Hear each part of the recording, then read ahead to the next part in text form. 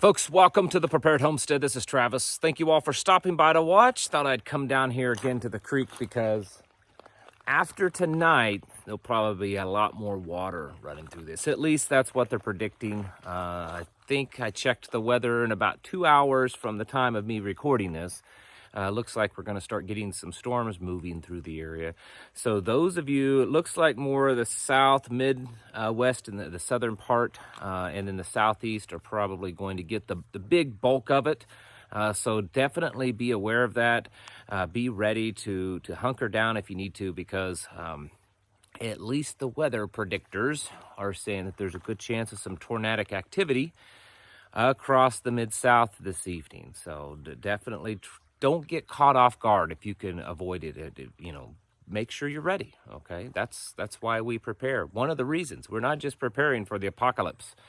We're also preparing for those natural things that just happen and kind of knock us off our feet for a while. How prepared are you, though, for destabilization? Now, that's something different. That's not tornadoes and hurricanes and snowstorms and all that kind of stuff. That is our society just starting to destabilize. How ready are you for that? Because sometimes I wonder, when I whether it's my videos or someone else's or anything else, any kind of articles or things that I might take in that are preparedness related, it's usually preparing you for natural stuff like the storms that I mentioned are coming in tonight. Or they're trying to prepare you for, the grid failure or the, economy collapsing or the dollar collapsing or, supply chain collapsing, things like that. Or war, World War III, nuclear war, things like that. And those are definitely all things that we should be kind of getting into our preparedness plan, so that, because the way things are going right now, as I've said many times, we are at a very unique place right now in history that any one of those things that I mentioned could very easily happen. Any one of those. But a lot of people, when they get that wrapped around their head that something like that could happen and they're going to prepare for it, their idea is to just kind of hunker down, live on your little property, grow your food, hunker down, and just live outside of the system.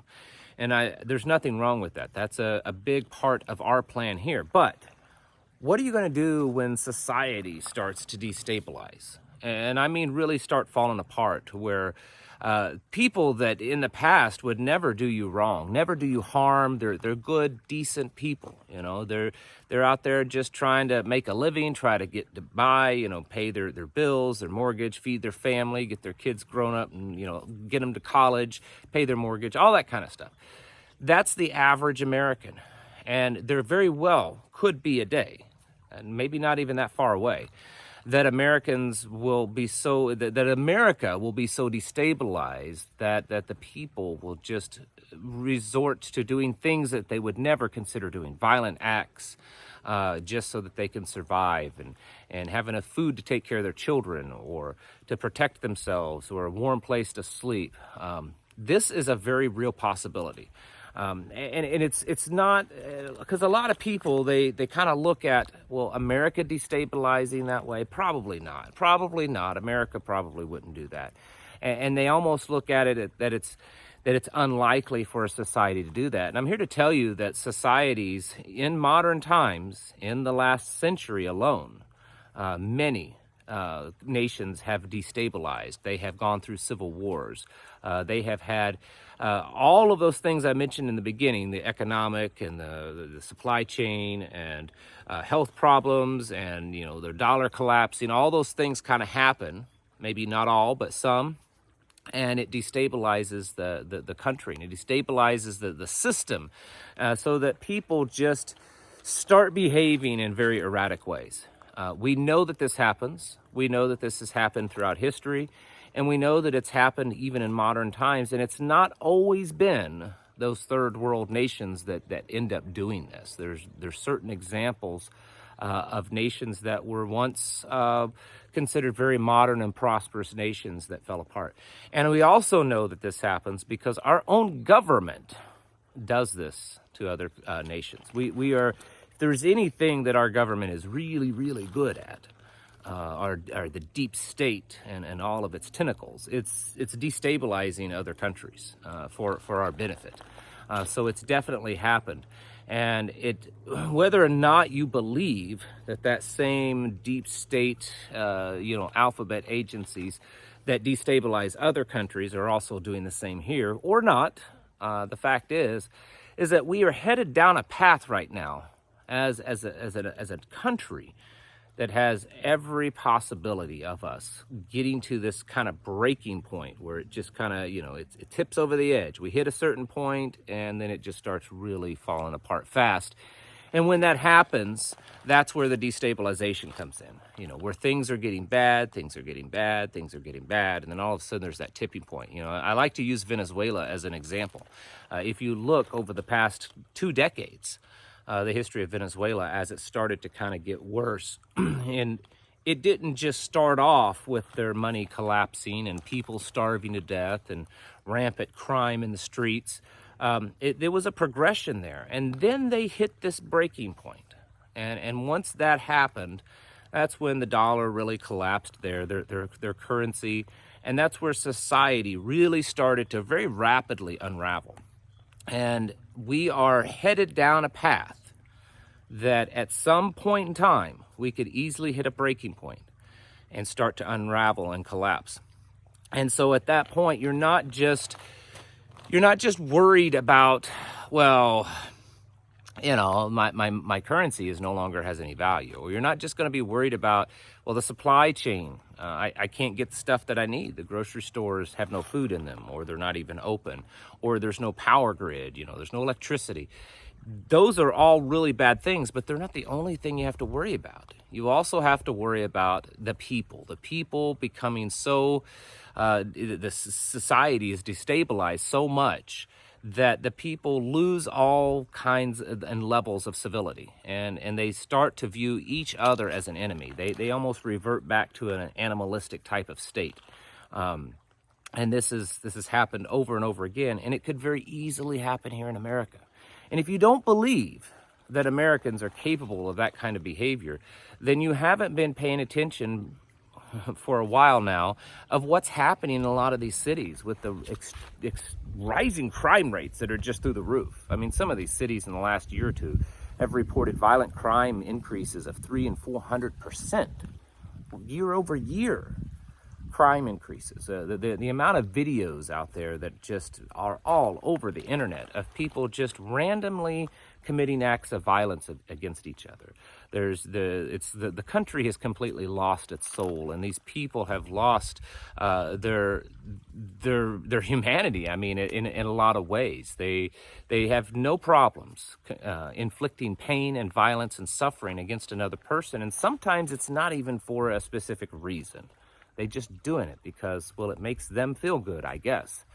And so my point with this is that if we're already seeing this kind of behavior in the United States, and it's growing, it's becoming more and more rampant, then when you start taking these safety blankets out from underneath people, food, electricity, warm clothing, warm housing, just stability in general, there's going to be a large amount of people that could very easily spiral out of control and begin to do things that you would never think that those people would do. Your neighbors, your coworkers, friends, even family members may decide to do things to you, against you, that you would never imagine, or they would never imagine them doing, simply because it's the only way they think they can survive. And again, my question to you is, are you ready for that? You may be ready to go out there and grow your garden. You may be pretty good at it. You may be able to put out a lot of food and preserve a lot of food. You may have animals. You may have an off-grid homestead. Maybe you're running on solar, or maybe you're just primitively doing it. Have ways to gather water and other things like that. And you may have that really well taken care of. But how much thought have you put into the possibility of the people around you just throwing out all their morality, all of their any basis of right and wrong, because now it's kill or be killed? It's every man for himself. And if I don't take from you, that I may die.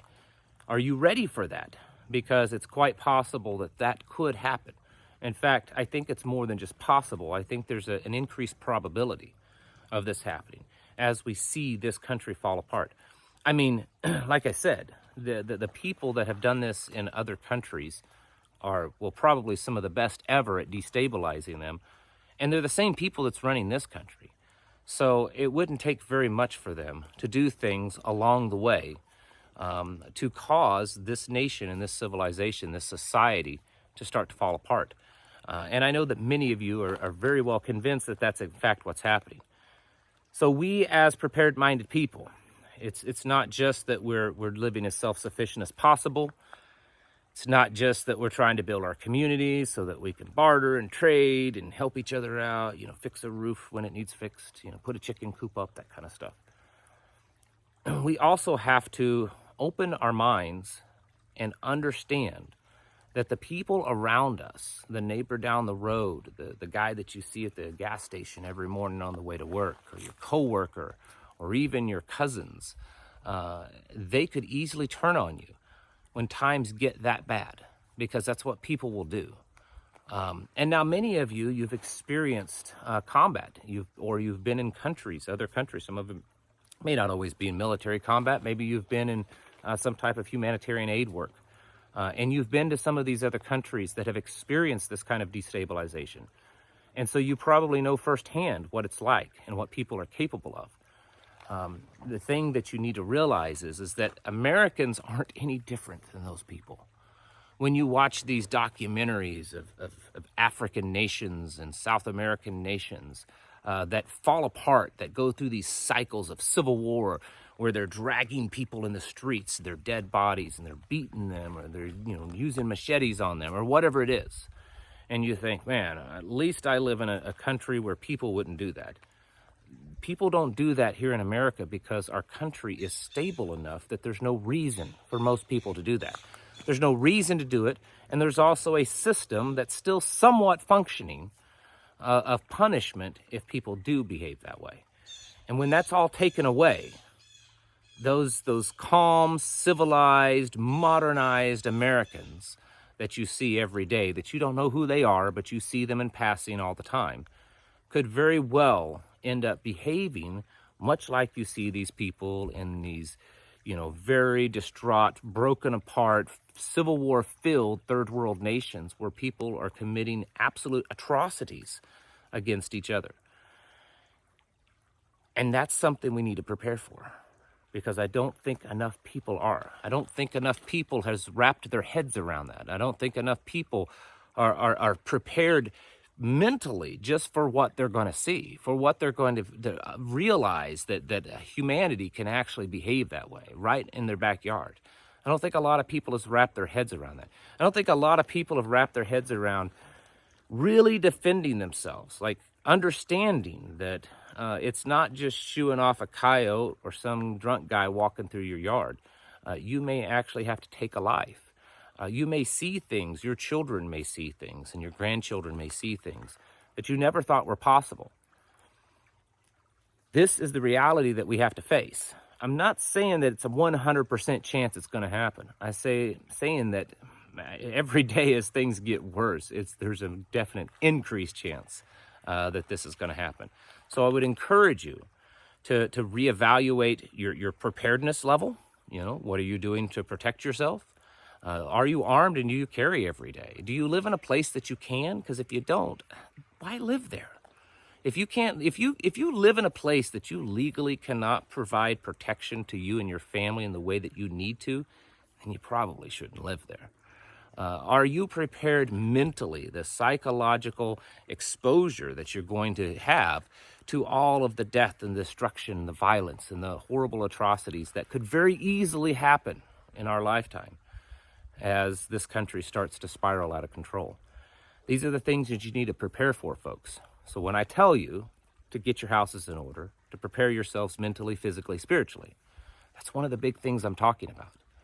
Because I think the things that most Americans are going to be witness to over the next coming years and maybe the next decade or two are going to blow their mind. And I don't think a lot of people are prepared for that. And I think a lot of people may lose their minds just seeing what is happening. Folks, get ready, get prepped up, get prayed up, and just get your family ready, because 2023 could be a big year. We've already said that. That could be that could possibly be a year that tips us over the edge, or at least gets us much closer to that tipping point. Folks, thank you for watching, and I'll catch you in the next video.